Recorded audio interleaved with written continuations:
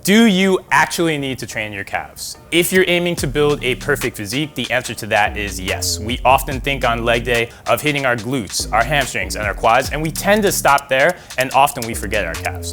Thing is, our calves really bring our physique into balance, and they're gonna give us that nice, complete look. They're gonna make your legs look truly strong, so that's why we wanna get a little bit of calf work done. The great thing with training our calves is it doesn't need to be incredibly complicated. We don't need to do 6 different motions. The truth is, just one simple exercise can build all the calf muscle you need, and that is the standing calf raise. Now, there are 2 ways that we can do the standing calf raise. If you're going to a gym, you likely have access to a calf raise machine, and that makes things nice and easy. You're gonna be able to build plenty of muscle just from doing that exercise. If you don't have that standing calf raise machine though, you can still get calf raises done. We're gonna show you how to do it with just a rack and a barbell, and we're gonna do that now.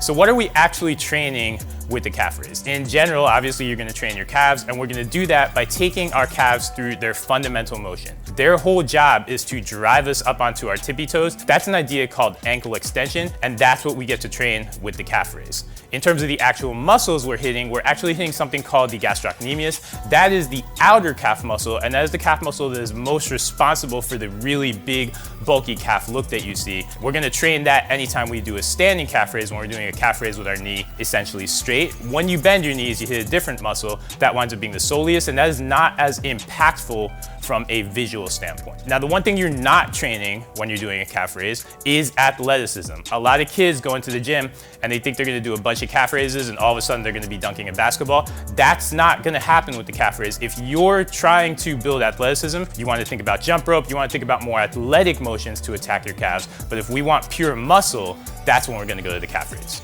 So we've got Brett here to help us demo this calf raise. Brett was formerly Team Skinny Calves, but he's been putting in the work. You see the results, and he can put in all this work right in this rack. Yes, the machine is gonna bring us more stability, but we can come very, very close to that when we're operating in this rack if we set things up correctly. So let's go through a little bit of what we have to do for that. So the first thing we're gonna need to get these calf raises done is some sort of elevation. Remember that more is better on this. If you get a little bit higher up, it's gonna give you more room to take your calves through a fuller range of motion. So we've got a basic step and we've got that elevated up 1 level. Once you have that set up, you wanna make sure it's back a little bit in the rack, because we're actually gonna work to lean into the rack once we start doing the calf raise. So you don't want to have this directly under the rack. You want it shifted back. You want at least, I'd say 4 to 5 inches of room behind the rack. That way you have some room to work with. The other thing we want to do with this step is we want to put some sort of weight in front of it. You can take either a kettlebell or a dumbbell.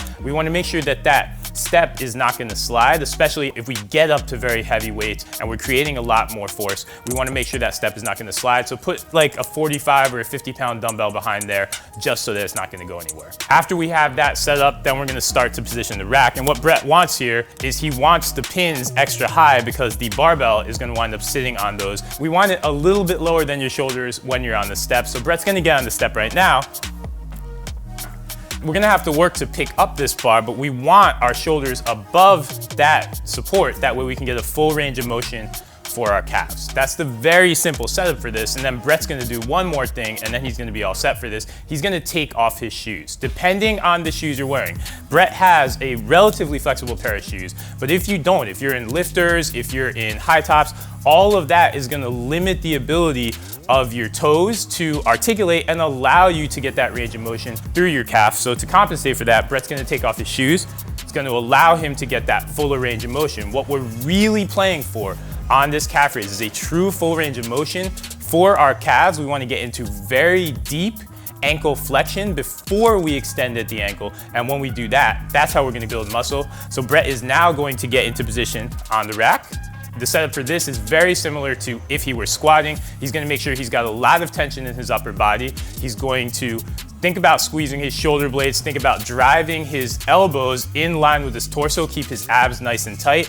And then the last piece of this, he's going to lean into the rack. That is what's gonna give him the stability. If he's away from the rack, then all of a sudden we have to be a little bit lighter. He's got to worry about balance. I don't want him thinking about balance on this. All we want him thinking about is focusing on the motion that he's going through with his calves, on being explosive. And by leaning into the rack, that's going to set him up for success. That's the setup for your calf raise. Once you understand this, you're going to be able to go very, very heavy. Once he's set up for this, the calf raise is simple. He's going to keep leaning into the rack. The goal as he's doing this rep is to essentially continue to scrape the rack as he's going up and as he's going down. And to be honest, this is going to put you in a really, really good position to get a good stretch on your calves because we're leaning forward. We get a little bit of forward lean through our lower body. That's going to put us in a nice position. What Brett's going to do, he's going to lower down. One, you want to take about 2 seconds to do this. Try to really feel your calves as you do this. And he's going to lower down as far as he can. Everybody's going to have a little bit of different mobility through their ankle, a little bit of different flexibility through the Achilles tendon. You want to get as deep as you can. Hold in this position for 2 seconds. This is that stretch position for your calves, and that's where they're going to get a lot of their growth potential. We've really got to spend a lot of time under tension in that stretch position. After he holds for 2 seconds, he's going to drive up, continue driving the bar into that rack, and he's driving up as high as he possibly can, trying to really actively flex his calves at the very top. Hold for about a second over there, and then he's just gonna do the exact same thing. So we're gonna lower slowly. Think about trying to get even deeper into that low spot. Hold for 2 seconds, and then drive up. Again, keep trying to drive into the rack. That's the ideal tempo for this, because remember, we're not doing this for athleticism. There are better options for making your calves athletic and for building calf power. What we're doing here is chasing calf hypertrophy, and when we're doing that, we want this slow tempo. You want to pause even longer in the bottom reps, so think about holding for 2 full seconds. Once he's at his deepest, he's going to think about 1,000, 2 1,000, then he's driving up with control, trying to get that really good squeeze on his calves. Let's do one more, Brett. All about patience on this. Live in that stretch position for a split second longer than you actually want to, and then go up, really get that good flex on your calves. That is a calf raise. That is a calf raise in a rack without a machine, but it's still gonna get you that same hypertrophy quality, and we can still train it very heavy, especially once we get comfortable with it.